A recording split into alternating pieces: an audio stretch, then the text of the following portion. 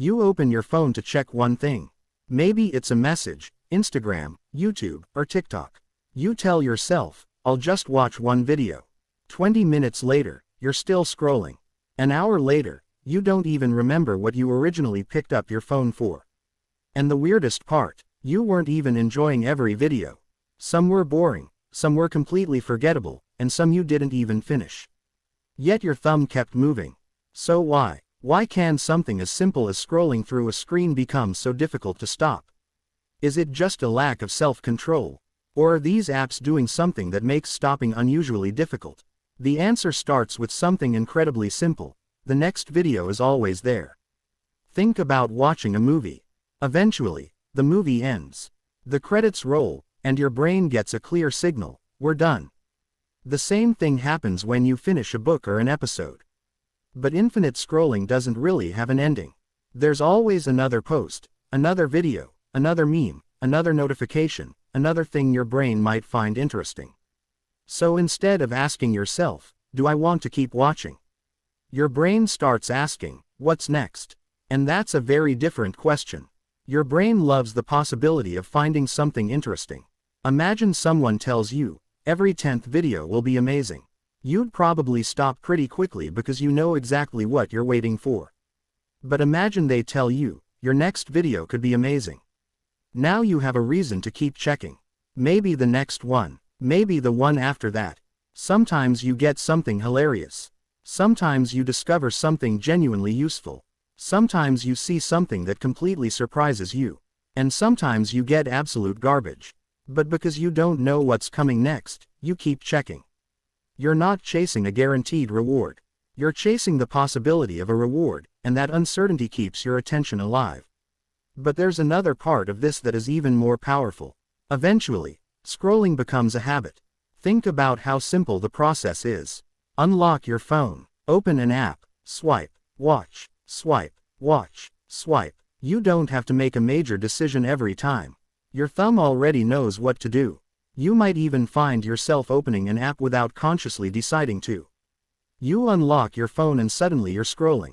Then you think, wait, why am I here? Because sometimes the behavior doesn't start with a decision. It starts with a trigger.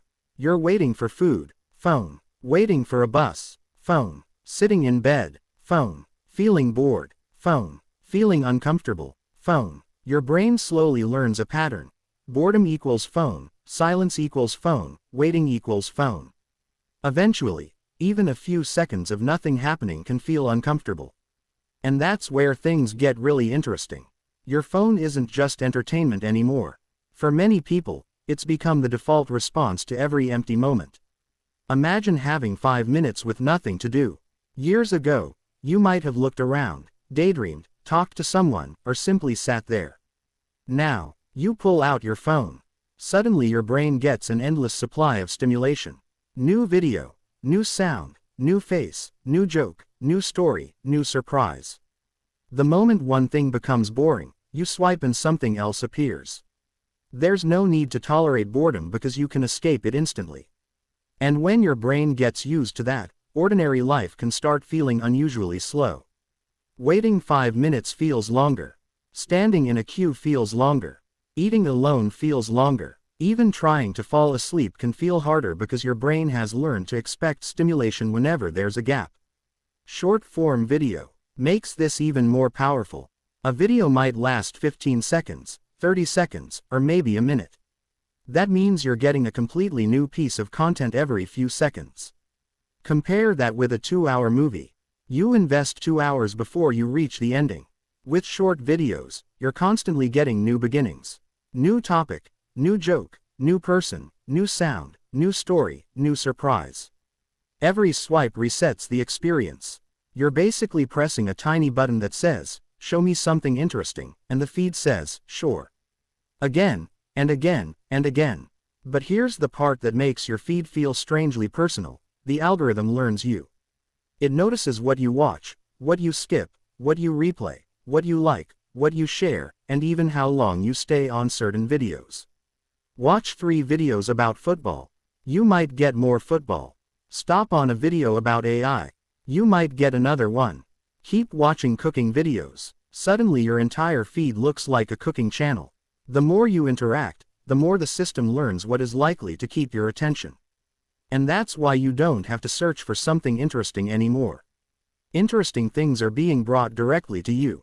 And if you're enjoying this video right now, there's a pretty good chance you haven't scrolled away yet. So let's make a deal. If you've ever said, "I'll watch one more," and then lost an hour, hit the like button. Not because I need another like. Consider it your official membership card in the "I definitely wasn't supposed to be scrolling this long" club. And if you're enjoying the video, subscribe, because unlike your feed, I'm actually going to let you know when the video ends. Now, here's the strange part. The biggest problem isn't necessarily that every video is entertaining. In fact, most of them aren't. Think about it. How many videos have you watched today that you can actually remember?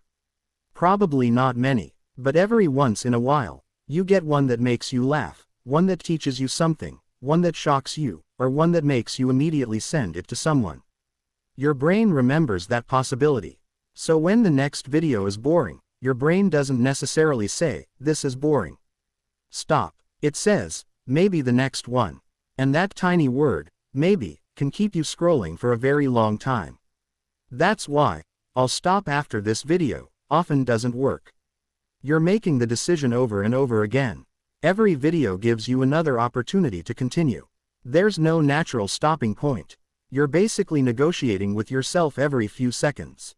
One more. Okay. Last one. Wait. This is actually interesting. Okay. After this. And suddenly, it's 2 a.m.